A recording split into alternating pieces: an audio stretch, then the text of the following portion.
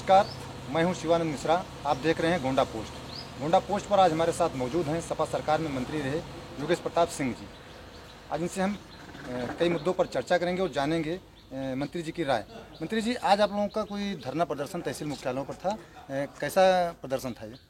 Samajwadi party के राष्ट्रीय अध्यक्ष माननीय अखिलेश यादव जी के निर्देशानुसार वर्तमान जो सरकार इसमें प्रदेश में सत्तासीन है, उस सरकार के द्वारा जिस तरह से लोगों का उत्पीड़न किया जा रहा है, पंचायत चुनाव में जिला पंचायतों के पदों को लूटा गया, ब्लॉक प्रमुख के चुनाव में पुलिस के मदद से ब्लॉक प्रमुख के पदों पर लूट हुई, साथ ही साथ गन्ना मूल्य के भुगतान नहीं किए गए, महिलाओं का अपमान किया गया और भ्रष्टाचार अपनी चरम सीमा पर है।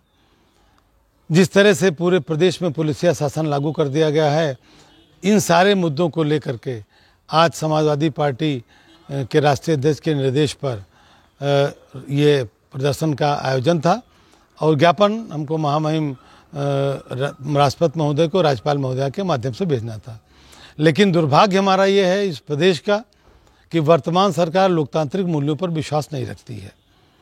कल शाम से ही समाजवादी पार्टी के जितने कार्यकर्ता थे, जितने पदाधिकारी थे, सबके यहाँ पुलिस पहुँच गई, सबको 144 की नोटिसें दे दी गई, घर से निकलने पर पाबंदी लगा दी गई, पूरे क्षेत्र में एक आतंक का माहौल बनाने का प्रयास किया गया। रात में 12 बजे मेरे ही आवास पर कम से कम 20-25 सिपाही और लोग आ गए, आकर के उन्होंने अपना डेरा डला दिया और पूरे, चूँकि हम लोग 3 बार से इस योगी सरकार को देख रहे थे कि कोई भी प्रदर्शन जो समाजवादी पार्टी करना चाहती है उसको ये पूरी तरह से उसका दमन करना चाहते थे। हम लोगों ने भी त्रिस्तरीय व्यवस्था अपनी बनाई थी, 3 लेयर की, उनकी 3 लेयर की सुरक्षा व्यवस्था थी और हमारी 3 लेयर की आक्रामक व्यवस्था थी कि हम किसी तरह से भी प्रदर्शन को अपने विधानसभा क्षेत्र में, अपने तहसील में इसको सफल बनाएंगे। सुबह यहाँ सारे अधिकारी आ गए, चाहे एसडीएम रहे हों, चाहे सीओ रहे हों, चाहे प्रभारी निरीक्षक रहे हों। उन लोगों ने मुझसे कहा कि मंत्री जी आप हाउस अरेस्ट हैं, आप बाहर नहीं जाएंगे। मैंने कहा हाउस अरेस्ट है तो हमको कागज़ दीजिए, आप हमको आदेश दिखाइए। मैं कहा हाउस अरेस्ट हूँ, किस वजह से हाउस अरेस्ट हूँ? मुझे कोई आदेश नहीं दिया गया। मैंने अपने कार्यकर्ताओं से बात करके निर्णय लिया कि हम लोग तहसील की तरफ प्रस्थान करेंगे और वही तहसील की तरफ प्रस्थान करने पर जब दोबारा वार्ता हुई तो उन्होंने कहा सर क्या निर्णय है? हम कहा 2 निर्णय है, हम लोग निकलेंगे, आप हमारी गिरफ्तारी कर लीजिए, हमारे पर लाठीचार्ज कर दीजिए, इसी स्तर पर हम रुक पाएंगे, अन्यथा आप हमको रोक नहीं सकते हैं, हम तहसील तक जाएंगे ज़रूर। अंत में प्रशासन को बेबस होकर के उन्होंने 20 आदमियों को अनुमति दी कि कोविड है, दफ़ा 144 लगी हुई है। मैंने ये भी कहा कि 3 दिन पहले कन्नगंज में एक धार्मिक जुलूस निकाला गया, 200-300 लोग उस जुलूस में थे, क्या उस दिन दफ़ा 144 नहीं थी?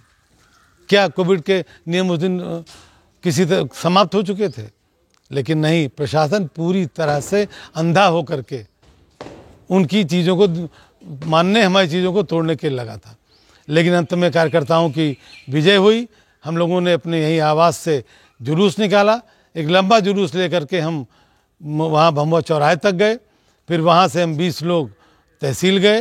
तहसील में जिन कार्यकर्ताओं की ड्यूटी हम लोगों ने संगठन स्तर पर कन्नगंज में लगा रखी थी, उनको तत्काल सूचना दे दी गई, पूरी भीड़ कन्नगंज में पहुंच गई और तहसील पर हम लोगों ने अपना ज्ञापन दिया, जो कार्यक्रम था उसको किया और योगी सरकार को एक संदेश देने का काम किया कि जो कुछ भी आप गलत कर रहे हो इसका समाजवादी पार्टी मजबूती से विरोध करेगी और आप उस चीज़ को रोक नहीं पाओगे। और अब आपके दिन पूरे हैं, जनता इनसे नाराज़ है, जनता इनसे असंतुष्ट है, बदला लेना चाहती है, लेकिन पुलिस के दम पर बहुत दिन तक योगी सरकार अब चला नहीं पाएगी। सरकार जनसंख्या नियंत्रण कानून ला रही है, इस पर आप क्या कहेंगे? सरकार जिस मकसद से जनसंख्या का नियंत्रण कानून ला रही है उसका मैं विरोधी हूँ। सरकार का उद्देश्य पवित्र नहीं है। ये बहुत दिनों की मांग थी कि जनसंख्या नियंत्रण होना चाहिए, लेकिन नहीं, सरकार, हमको तो लगता है योगी और मोदी दोनों के बीच में वैचारिक मतभेद है। मोदी जी तो लगातार ये कह रहे हैं कि हमारी जनसंख्या हमारे लिए एसेट है, हमारी जनसंख्या हम सबसे बड़े बाज़ार हैं, हमारी जनसंख्या से हमको सबसे ज़्यादा मजदूर मिल रहे हैं, सबसे ज़्यादा श्रम शक्ति मिल रही है। और वहीं योगी जी 4.25 साल तक जनसंख्या नियंत्रण का कानून नहीं लाए, जब मुख्यमंत्री, प्रभावी मुख्यमंत्री थे।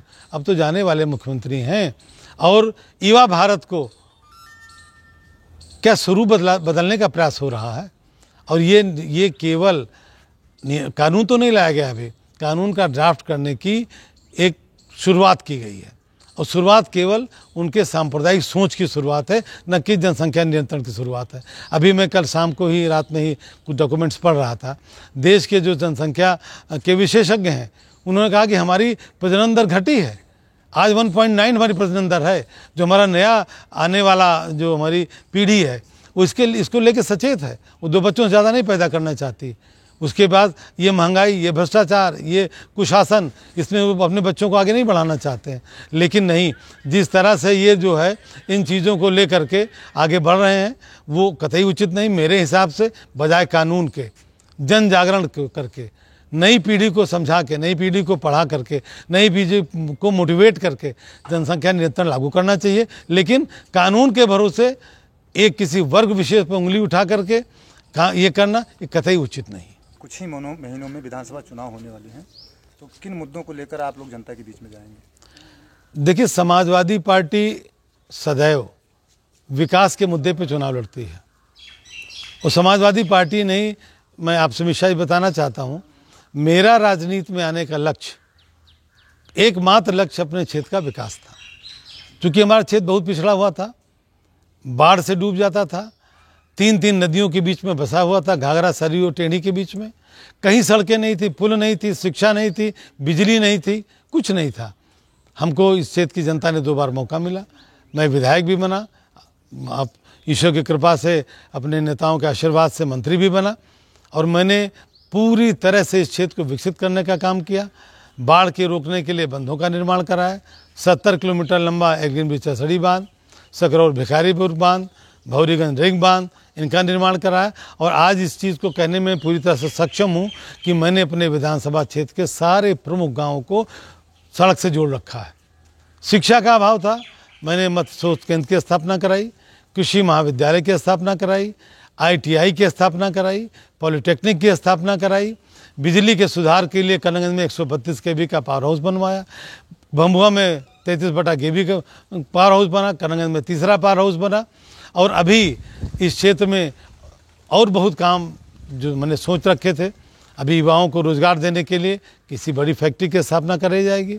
इस क्षेत्र में बिजली की व्यवस्था के लिए अभी जो संस्थाएं मैंने बनाई थी, दुर्भाग्य है कि भाजपा की सरकार, वर्तमान विधायक, वर्तमान सांसद सरकार होने के बाद, डबल इंजन सरकार होने के बाद एक भी संस्था में प्रवेश नहीं हो पाया। एक भी बच्चा आज शिक्षा नहीं ग्रहण कर रहा। कृषि महाविद्यालय बंद पड़ा, और पॉलिटेक्निक बंद पड़ी, ITI बंद पड़ा, सब संस्थाएं बंद पड़ी। इनको अपने विधायक होने के 6 महीने के अंदर इनकी दोबारा पुनर्स्थापना कराऊंगा, विद्यालय शुरू कराऊंगा। और क्षेत्र में जो आतंक का माहौल पुलिस ने बना रखा है, गरीबों का उत्पीड़न जो कर रखा है, मैंने देखा सैकड़ों लोगों को मारा गया, पीटा गया, बेइज्जत किया गया। अपने क्षेत्र के एक एक नागरिक की सम्मान की रक्षा, सम्मान की पुनर्स्थापना ही मेरा लक्ष्य होगा। आप थे कर्नलगंज विधानसभा क्षेत्र से विधायक रहे योगेश प्रताप सिंह जी। आप समाजवादी पार्टी की सरकार में मंत्री भी रहे हैं। आपने साफ तौर से बताया कि क्षेत्र में इन्होंने विकास किया है, और आने वाले समय में भी यह आगे और विकास करेंगे।